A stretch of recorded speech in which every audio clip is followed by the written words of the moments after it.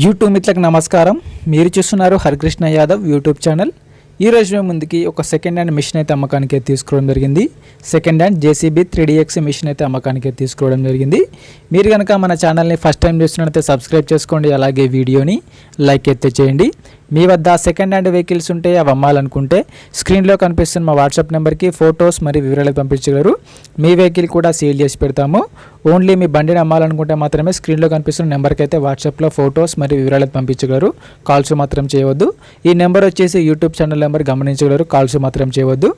ఈ రోజు ముందుకైతే జేసీబీ 3DX మిషన్ అయితే అమ్మకానికి తీసుకోవడం జరిగింది. ఈ మిషన్ అయితే నీట్ కండిషన్లో ఉంది, గుడ్ కండిషన్లో ఉంది.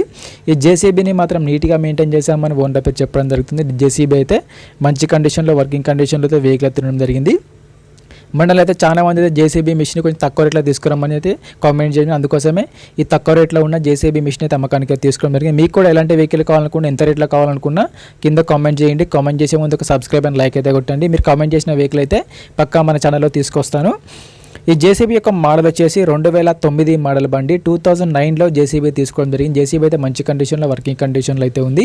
వీడియోని పూర్తిగా చూడండి, స్కిప్ చేయకుండా చూడండి. అలాగైతేనే మీకు ఈ జేసీబీ గురించి పూర్తి వివరాలు తెలుసుకోవడం జరుగుతుంది. ఇలాంటి సెకండ్ హ్యాండ్ వెహికల్ ఇన్ఫర్మేషన్ కోసం మన ఛానల్ని సబ్స్క్రైబ్ చేయండి, అలాగే వీడియోని లైక్ అయితే చేయండి.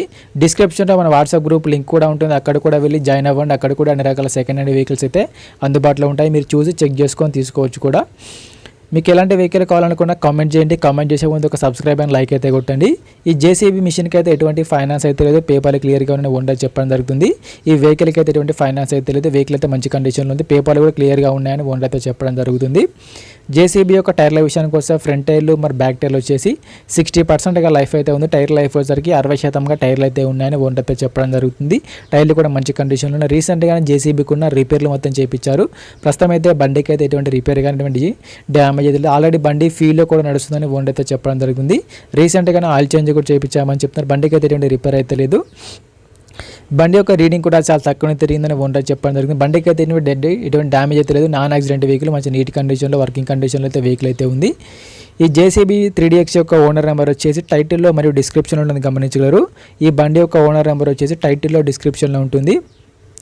ఈ జేసీబీ మిషన్కి ఓనర్ చెప్తున్న రేట్ వచ్చేసరికి 7,50,000 మాత్రమే చెప్తున్నారు. 2009 మోడల్ బండి, పేపర్లు క్లియర్గా ఉన్నాయి, మంచి నీట్ కండిషన్లో ఉంది. 7,50,000 చెప్తున్నారు. ఈ రేట్ కూడా ఫిక్స్ ఏం కాదు, మాట్లాడుకుంటే కొంచెం తగ్గించే అవకాశం కూడా ఉంది.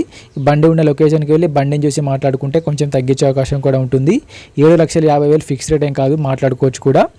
ఈ జేసీబీ యొక్క ఓనర్ నెంబర్ వచ్చేసి టైటిల్లో మరియు డిస్క్రిప్షన్లో ఉంటుంది. బండి అమ్ముడుపోయినట్లయితే ఓనర్ నెంబర్ తీసుకోవడం జరుగుతుంది. ఓనర్ నెంబర్ లేకపోతే బండి అమ్ముడుపోయినట్లు గమనించగలరు. టైంపాస్ కాల్స్ మాత్రం చేయవద్దు. మీకు ఇంట్రెస్ట్ ఉండి బండిని తీసుకోవాలనుకుంటే ఓనర్కి కాల్ చేసి మాట్లాడండి. టైంపాస్ కాల్స్ మాత్రం చేయవద్దు.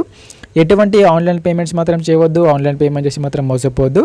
జేసీబీ ఉన్న లొకేషన్కి వెళ్ళి జేసీబీని చూసి మాట్లాడుకున్న తర్వాత మాత్రమే పేమెంట్ చేసుకోనండి. ఎటువంటి ఆన్లైన్ పేమెంట్స్ మాత్రం చేయవద్దు. ఆన్లైన్ పేమెంట్ చేసి మాత్రం మోసపోవద్దు.